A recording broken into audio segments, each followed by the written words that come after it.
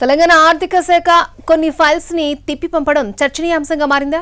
ఇరిగేషన్లో కొత్త పనులకు అవకాశం ఇవ్వడం లేదా? పాత పనులను పూర్తి చేస్తేనే కొత్త వాటికి అనుమతినిస్తామని ఆర్థిక శాఖ అంటోందా? చూద్దాం. రాష్ట్రంలో నూతన ఇరిగేషన్ ప్రాజెక్టులకు మంజూరు లేదని ఆర్థిక శాఖ స్పష్టం చేసింది.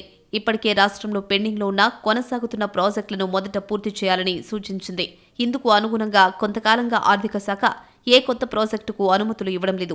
భారీ ప్రాజెక్టులకే కాదు మీడియం, చిన్న ప్రాజెక్టులకు కొత్తవి మంజూరు ఇవ్వొద్దని నిర్ణయించినట్లుగా తెలిసింది. ఇప్పటికే మంజూరు చేసి అసంపూర్తిగా ఉన్న నీటిపారుదల ప్రాజెక్టుల విలువ 85,000 కోట్ల వరకు ఉందని తెలుస్తోంది. వీటన్నింటినీ పూర్తి చేయడం ద్వారా ప్రజలకు, రైతులకు సాగునీటిని అందించగలుగుతామని, ఇప్పుడు కొత్త ప్రాజెక్టులను చేపట్టడం ద్వారా ఏవీ పూర్తి చేయలేమని, అప్పుడు కోట్లు ఖర్చు చేసినా ప్రజలకు చూపించడానికి ఏమీ ఉండదని చెప్తోంది. అందుకే ఇప్పుడు కొత్త ప్రాజెక్టులు వద్దని నిర్ణయించినట్లుగా తెలిసింది. గత 4 నెలలుగా నీటిపారుదల శాఖ పంపిస్తున్న ఫైల్స్ ను ఆర్థిక శాఖ ఆమోదించడం లేదు. రాజకీయంగా ప్రజలకు సమాధానం చెప్పుకోవడానికి పాతవి పూర్తి చేసి రైతుల భూములకు నీటినిస్తే ప్రజలు ఆదరిస్తారని, ఏ ప్రభుత్వం ప్రారంభించిందనే దానికంటే ఏ ప్రభుత్వం పూర్తి చేసి నీళ్లిచ్చిందనేదే ప్రజలు, రైతులు చూస్తారని విశ్లేషించుకున్నారని తెలిసింది.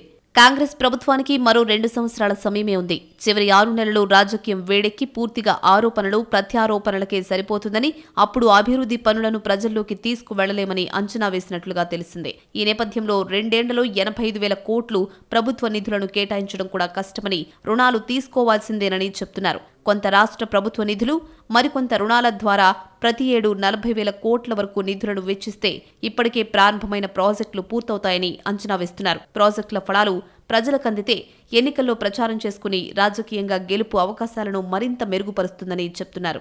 ఇటీవలే నీటిపారుదల ప్రాజెక్టులను పూర్తి చేయడానికి రుణాలు తీసుకోవాలని, వీటి కోసం ఉన్న అన్ని మార్గాలను అన్వేషించాలని అధికారులను ఆదేశించారు.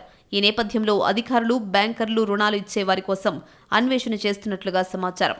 తీసుకునే రుణాలు ఎఫ్ఆర్బిఎం పరిధిలోనే ఉండాలని నిబంధన ఉండడంతో ఎంత మొత్తం వరకు ఎఫ్ఆర్బిఎం అనుమతులు సాధ్యమవుతాయని ఆర్థిక శాఖ అధికారులు కసరత్తు చేసినట్లుగా తెలిసిందే.